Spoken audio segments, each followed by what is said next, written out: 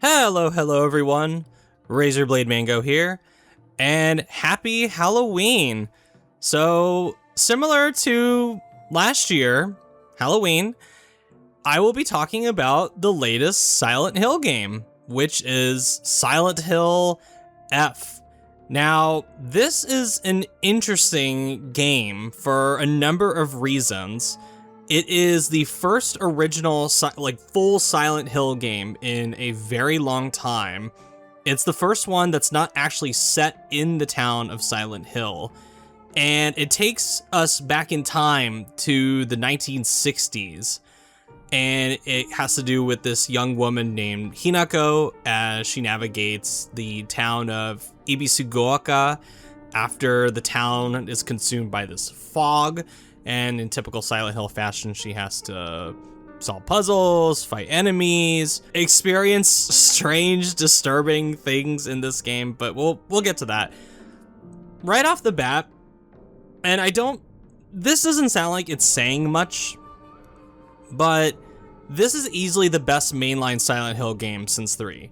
Again, it's not saying much because what we've gotten since Silent Hill 3, not including PT or the Silent Hill 2 remake, I'm talking about a full-on original Silent Hill game. This is way better than anything that was done by Konami from like the 2000 after the Team Silent era, because those games suck.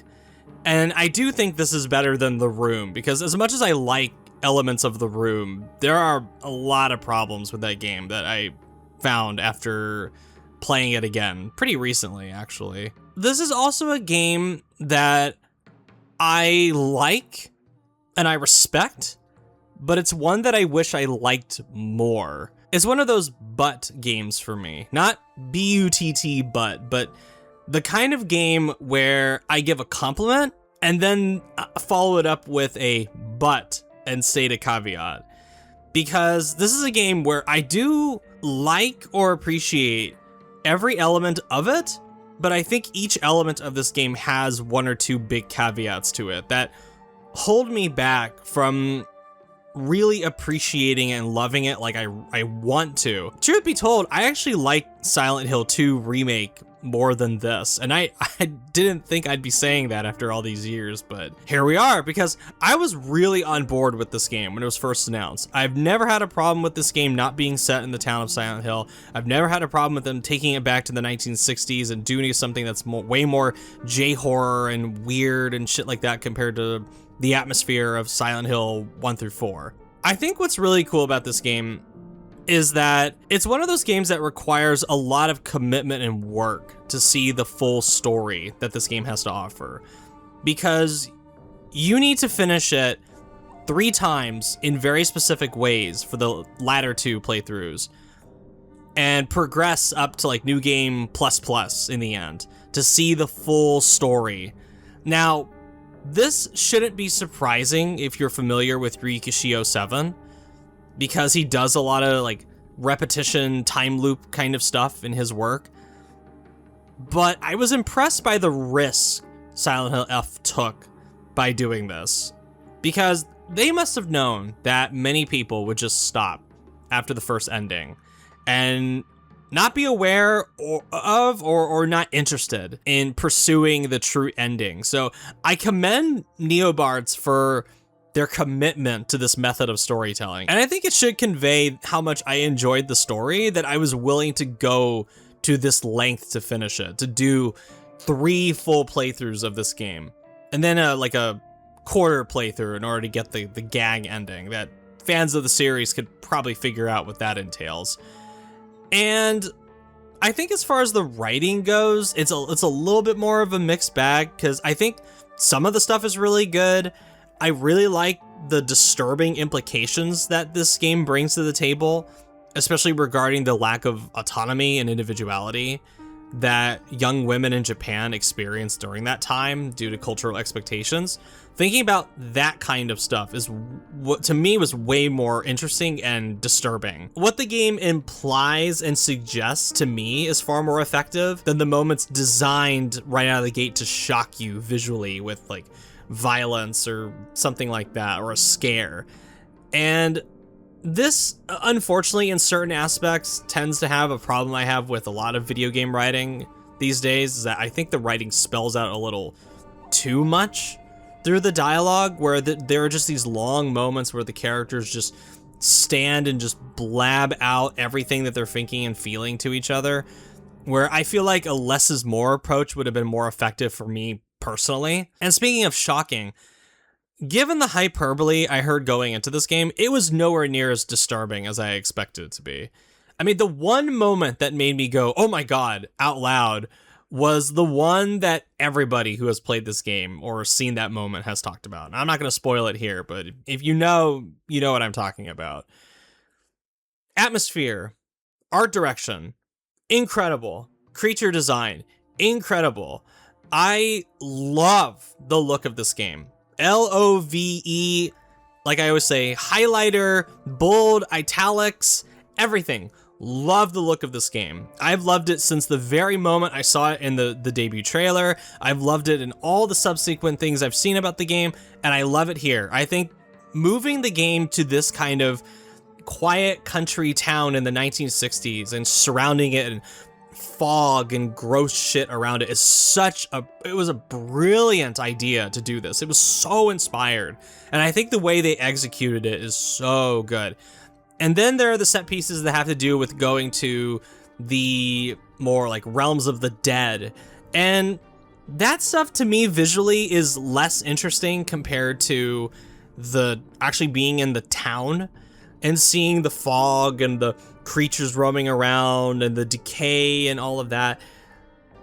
That stuff is great. The stuff in the underworld or the land of the dead segments is, I think it's more like hit or miss. Some moments look really great and are visually impressive, and others, in my opinion, are just kind of flat. But, and this is where a but comes in, performance in this game. This is a problem, because infamously this is running on Unreal Engine 5, and unfortunately Konami and UE5 don't seem to be that great of a mix, and it breeds unfortunate results. Because I will say, for the most part, I think this game runs really well especially during calm moments where there's not a lot of hectic action on screen. There's not a lot of enemies and particle effects and detail that the game has to render all at once and stuff like that. I think when it's the calmer moments in the game runs extremely well. I was stunned even in those moments how well it ran. Because in Silent Hill 2 Remake, even during the calm moments, I could tell that the game was really struggling to perform. And this is on a base PS5. This is not on a Pro.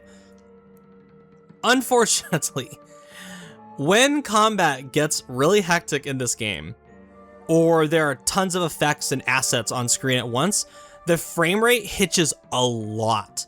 And it is miserable, especially during the moments where the combat is at its heaviest, when there's like 5 or 6 enemies on screen at once, or you're running through an environment that has a ton of detail and assets. The frame rate tends to like dip hard every 5 to 10 seconds while you're in those moments. And that just, I can deal with frame rate issues sometimes. It depends. I'm okay with frame rate issues compared to some other people that are a lot more like 60 frames or else.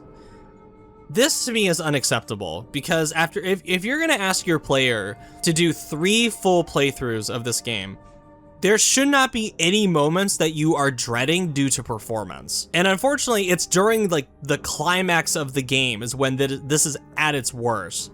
Because, and speaking of combat, the combat I think is fine. I think people are being a little too harsh on the more action elements, because to me, this is kind of a more third-person over-the-shoulder version of what they're doing with the combat in Silent Hill 3 and 4, where there are counterattacks and dodging, and you have to use spacing and stuff like that.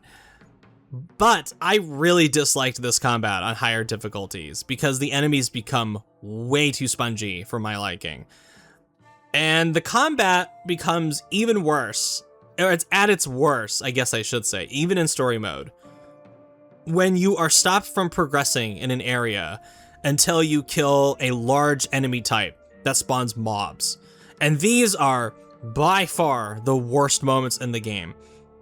These challenges are not fun, are used way too often to inflate playtime artificially, and like I said, have the worst, most headache-inducing performance issues. They are miserable, these moments. Now let's talk about music and soundscape. So I quite like the music and the soundscape in this game, but I don't think it's quite as amazing or memorable as other people seem to do. I think my specific problem with the music is that it lacks memorable melodies. Even though a lot of the music in Silent Hill 2, for instance, is atmospheric, not really focused on melodies, I think just the overall soundscape and something like that is just vastly superior to the soundscape in Silent Hill F. I don't think the soundscape in Silent Hill F comes even close to the high bar that's set by Silent Hill 2. I think even though I love Silent Hill 3, all future Silent Hill games, I think, live in the shadow of Silent Hill 2 from a soundscape perspective. And beyond the few set pieces that I encountered, speaking of sound design, I think the most disappointing element of this game for me is that it's just not really all that scary. Like, it's creepy. It has its creepy moments. I really like the scarecrow set pieces, though, that have to do with that enemy. And the puzzle in the fog-filled scarecrow fields is one of my favorite parts of the game. Like, anything having to do with the scarecrows, I really like. I think those moments are cool. But I just, again, compared to other horror games I've played, I don't know. I just didn't find this scary all that much. I just kind of wandered through it like, okay, yeah, I need to be aware of where enemies are, and some could jump out at me and grab me. But beyond that, I just kind of went, all right, you know, it's creepy, it's moody, it's sometimes a little bit cozy in some of its atmosphere, but again, not at all. Like, Silent Hill 2, that to me is one of the scariest games ever made. To the point where the first time I played Silent Hill 2 Remake, it gave me a nightmare the first time after I played it for the first time, where I had to take breaks from that game because I was just so stressed out and nervous while playing it. And I did not have that experience with F at all. And to be fair, I don't think that's the exact experience that it's going for, but it's like, dude, this is Silent Hill. Like, I think Silent Hill to me represents, there's this balance between sadness and fear. And I definitely think they get the sadness right in this game, but the fear is like way below par compared to what I expect in this series. And I also think there are some pacing issues with this game that hinder my enjoyment of it, mainly in the final quarter.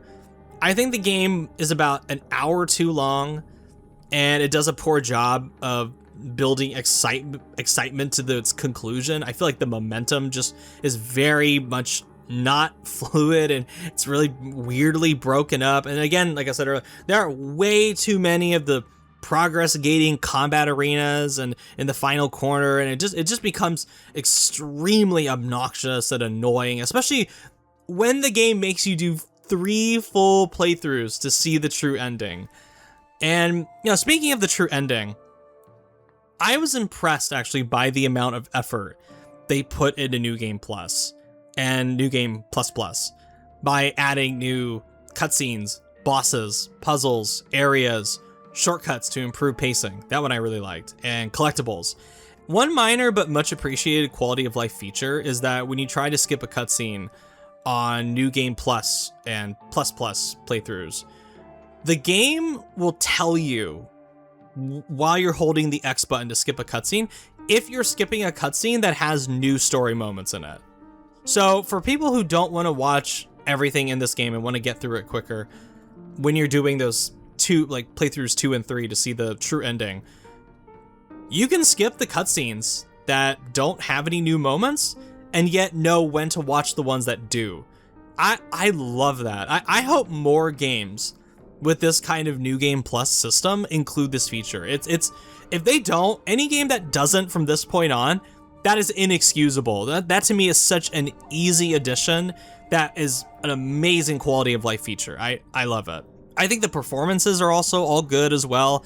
I played in Japanese. I don't speak Japanese, so I don't understand the very specific cadence that other people, that native speakers or people that know Japanese fluently could probably pick out weak performances in this game, but I thought everybody did a great job. Another thing I really like about this game, actually, that might be annoying to some people are the destructible weapons, because I do think it actually creates a sense of tension and resource management, because as much of a horror game as Silent Hill is, the series, they, especially the old ones, they're not really known for more of the Resident Evil style resource management. This one definitely is. This one definitely takes a page out of Resident Evil for this. And in conclusion, and speaking of Resident Evil, Silent Hill F actually reminds me a great deal of both versions of Resident Evil 4 in different ways.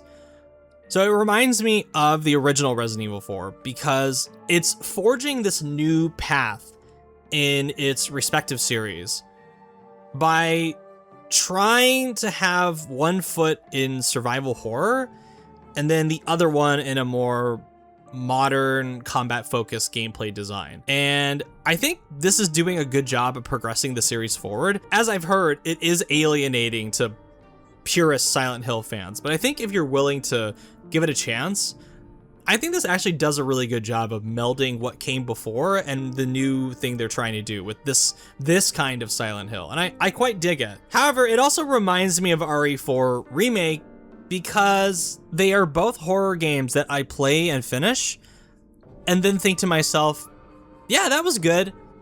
However, they almost instantly fade from the forefront of my mind as I move on with my day. And that's not something I wanted from this. I wanted to be thinking about this game. I wanted to be mulling over its themes and its ideas in my head for months to come. I mean, I haven't, like, it's been a year since over a year since I played Silent Hill 2, and I still think about that game quite often. Silent Hill 2 Remake specifically. I still think about that game quite often. And the additions that they made, and the atmosphere, and the changes, and the themes, and all of that stuff, the cohesion that it has, the excellent, excellent, excellent narrative and thematic cohesion that it has. I don't really feel that with Silent Hill F. I think it's good. It's a game I would definitely describe as good. And to me, Silent Hill F is a good game. I don't know about $70 good, especially with the performance issues. I'd probably recommend this like $50 or $60, not $70. But honestly, like, after all the shitty games Silent Hill fans have had to put up with for all these years, Silent Hill F being good is good enough for me. So anyway, thank you so much for watching, everyone. Let me know what you thought of Silent Hill F if you played it. And as always, I am Razorblade Mango. Happy Halloween, everyone, and I will see you all next time. Goodbye.